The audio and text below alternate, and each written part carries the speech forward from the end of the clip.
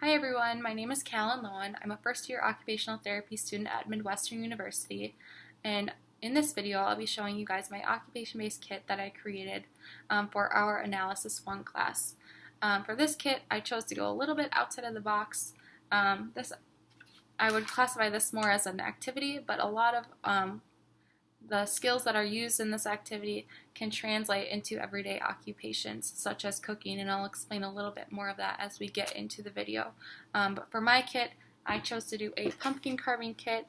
I thought this would be really relevant for the seasons changing and getting into Halloween season, which is one of my favorites. So throughout the course of the video, I'll take you through the tools and supplies that I obtained. I'll talk a little bit about adaptations to some of the tools that we might need regarding certain client populations, and then I'll talk about how this relates to an occupational therapy intervention and how the skills that we use in this during this activity can translate into other activities as well. So let's get started. So first off, we have our pumpkin. This is obviously a fake pumpkin. I wish it could be real, but for the sake of the kit, it has to be fake, otherwise it would rot. And I purchased this at Michael's. As far as tools go, I have a hand towel, I have an old t-shirt, I have a lighter, I have a permanent marker. These are all things that I got around my house. The hand towel and the t-shirt are used just when things get messy. You know, you don't want to ruin your clothes. So. Also some tools that I purchased. I got a pumpkin carving kit. It has some little knives, a little scraper in there. I just want you guys to take note of how tiny the knives are in here. Yeah, just take note of that. These are something that might need to be adapted in order to participate in the occupation. Okay, as far as supplies go, I have a plastic bag.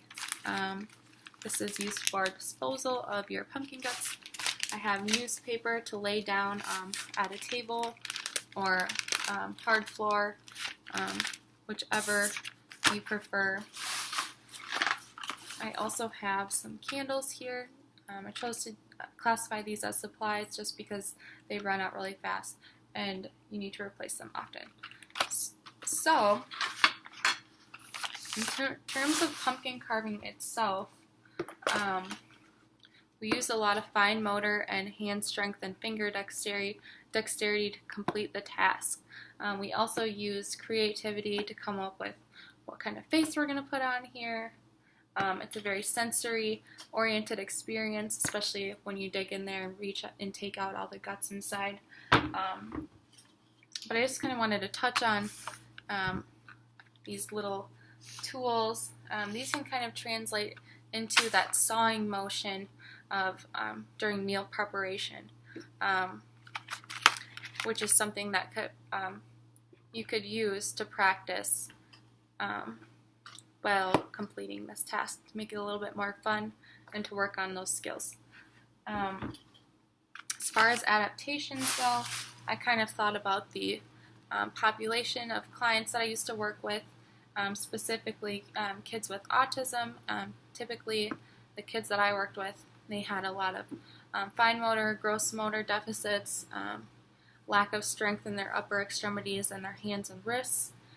So I thought that this activity could benefit them in kind of in reaching those therapeutic goals that were set forth by them for their own OT.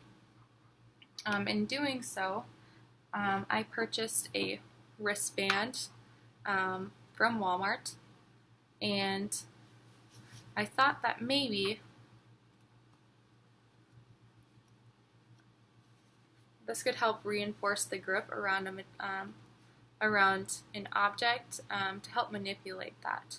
I know that other utensils are manipulated in cooking activities. I don't know the correct terms for them, but I just thought that this might help with some stability and reinforcing that grip.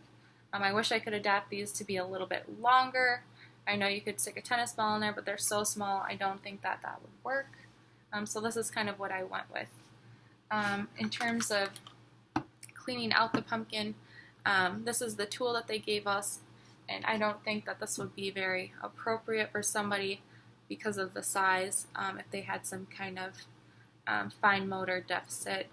I think what would work better is this scoop that I got from Walmart. Has these teeth on it. I think that could be really helpful in that scooping process.